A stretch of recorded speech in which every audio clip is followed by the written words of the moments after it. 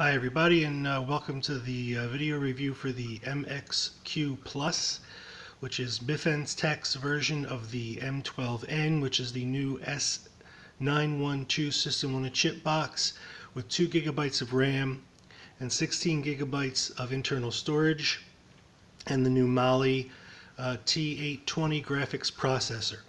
Just do a quick unboxing and then we'll plug the box in and see how it works.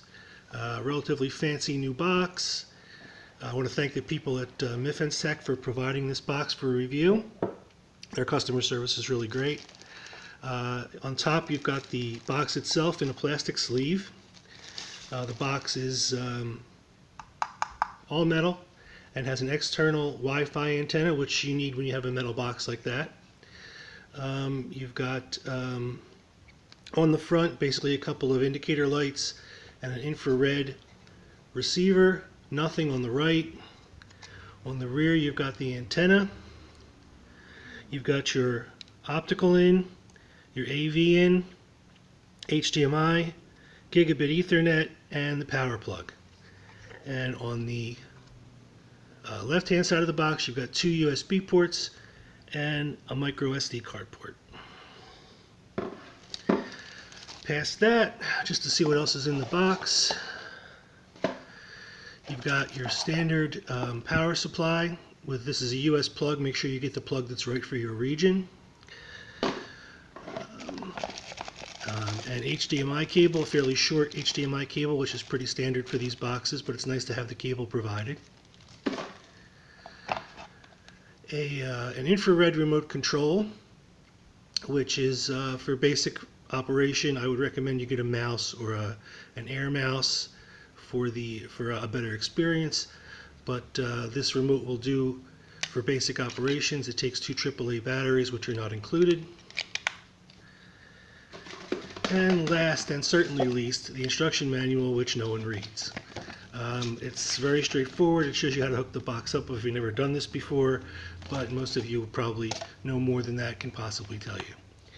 Alright, that's it for the box. We're going to hook it up, turn it on, and see how it works for you. Okay, here we are powering on. The first thing you see is the MXQ logo, and then their boot animation. Only takes a second. The box boots fairly quickly, which is to be expected with the faster processor.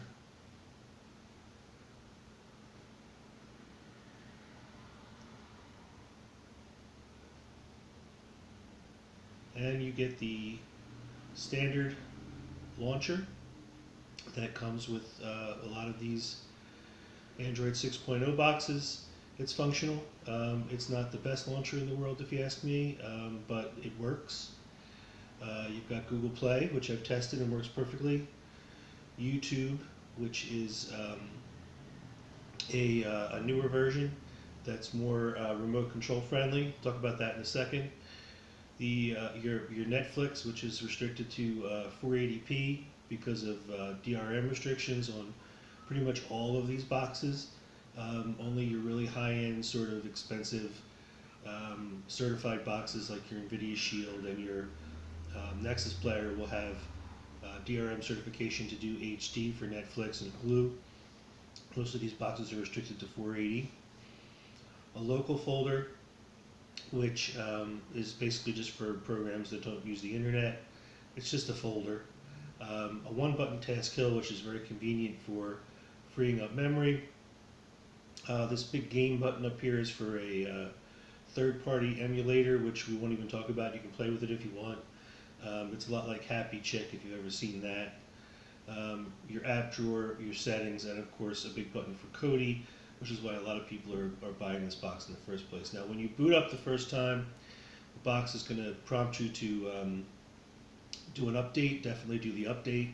The update gives you root and gives you the new version of YouTube, which, as I say, is much more remote control friendly than the standard app from the App Store, which is really meant for a touch device. We'll go to the settings real quick. Now I'm using a USB mouse, which I plugged into one of the USB ports. I recommend you do that or get an air mouse. It's a much better experience with these boxes and an infrared remote. A lot of the apps you'll download from the App Store are used to touch controls, and you can use the mouse or the air mouse for touch. Um, Networks is your Wi-Fi, Ethernet, broadband, and hotspot settings. I have the device plugged into the Ethernet right now. The device settings are basically Bluetooth. The keyboard, HDMI CEC, which is great if you have a TV that supports it. It'll turn the box on and off with the television. And your sound settings, which will allow you to choose your pass-through, PCM, which is a raw pass-through, SPDIF, which is the optical, and HDMI, which is where I have it set. You're looking at the general settings, is your device name, your date and time setting, what language you're going to use, and if you go to more settings, it'll bring you to the actual Android 6.0 settings, skipping the overlay from the launcher. If you want to set Bluetooth, I would recommend you go to more settings. I had a little difficulty setting the Bluetooth from the skin, but the actual Bluetooth settings work perfectly and paired everything up without a problem. The display settings will let you adjust the size of your display to fit your, or the size of the overscan to fit your display. You can set resolution. Mine's at 1080. That's the extent of my TV. This will also go up to 4K. If you have a 4K TV, you can change your wallpaper, set a screensaver if you like. Security is basically just for checking your accounts, putting them on and off, and there's an option to turn on unknown sources, which will allow you to install apps from someplace other than the App Store, and it'll allow you to sideload if you need to. When you download the update and get root, this will be turned on automatically. Now, generally what I do with these boxes is I'll put Nova Launcher on there. It's a really straightforward sort of Android feel launcher. I'll show you how to do that now because I'm going to do the rest of this review with Nova Launcher. Just go to Settings, to General, into More Settings, and go to Home. And you can pick your launcher here. I'm going to change this to Nova Launcher. And I'm just hit my Home button, and when I do, it'll be changed over to Nova Launcher. And there we are.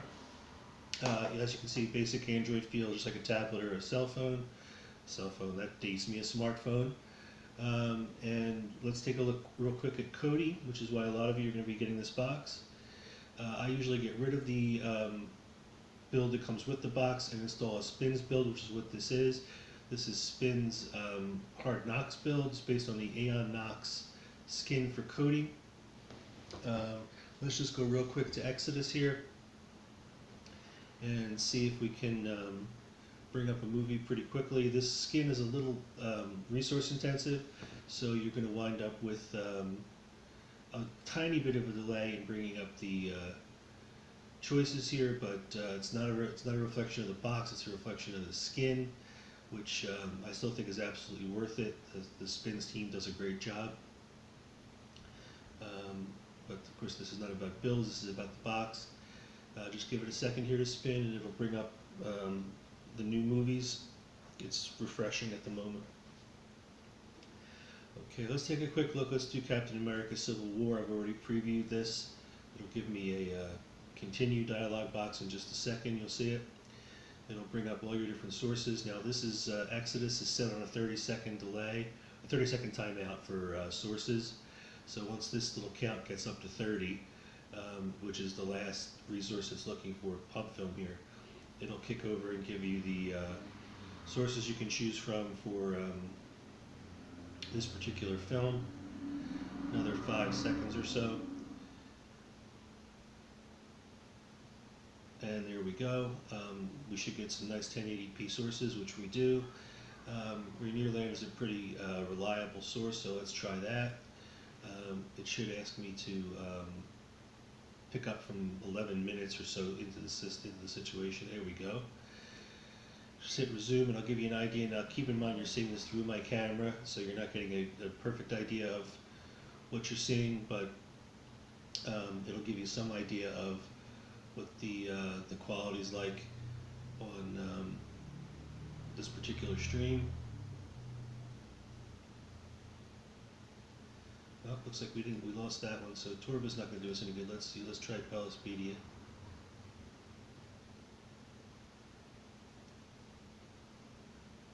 And resume. And here we are. And you get some idea of what kind of quality you get. The colors are great, saturated. It's a great 1080p stream.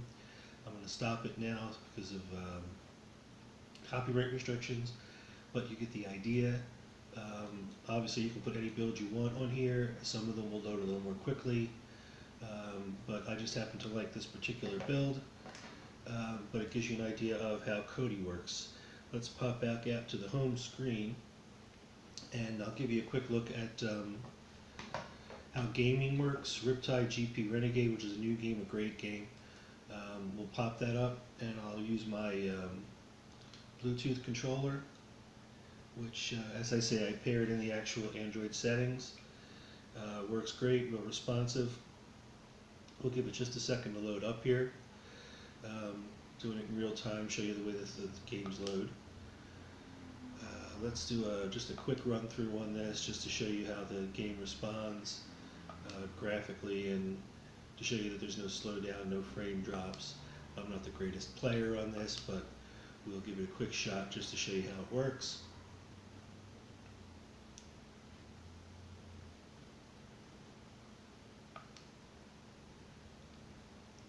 I've got the sound turned off, obviously, so it doesn't interfere with the video, but you can see that I have effects turned on. I've got it running high. You're not going to run it at the highest settings unless you're running an NVIDIA Shield or some expensive box like that, but you can see as I play this that it's working really well. It shows the different effects. It's at high resolution, and of course there I go screwing up, but that's the nature of me in video games.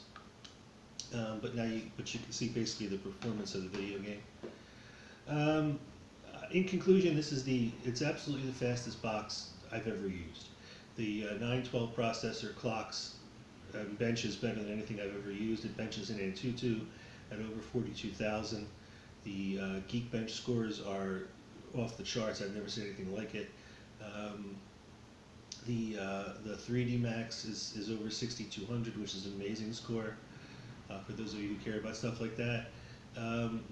Like I say, the only caveats I would put on this box is definitely download the update when it prompts you to, because you're going to want root for things like the 6-axis controller for higher end games, and because it gives you the better YouTube app.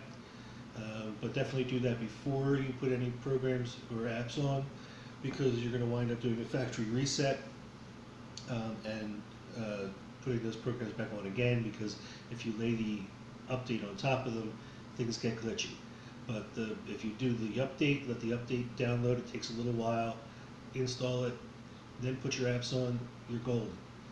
The only other problem with this box is that if you download an app like Spotify or something that forces itself into portrait mode, the box will get forced into portrait mode, and there's no way to get out unless you unplug it and reboot it. What I did to solve that problem is that I downloaded something called Set Orientation, which is a free program in the App Store. Set it for landscape, and you never have that problem again.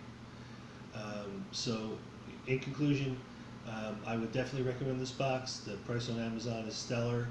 You can't beat it. And in terms of performance, you've got a lot more headroom for gaming with the S912 system on a chip and 2 gigabytes of RAM, and the new Mali T820 graphics processor. So I would absolutely, if you're in the market for an Android box, don't want to break the bank on something like an NVIDIA Shield, this is an excellent opportunity for you to grab a box at a great price that you're going to love in terms of performance. Thanks guys, and I'll see you on the next one.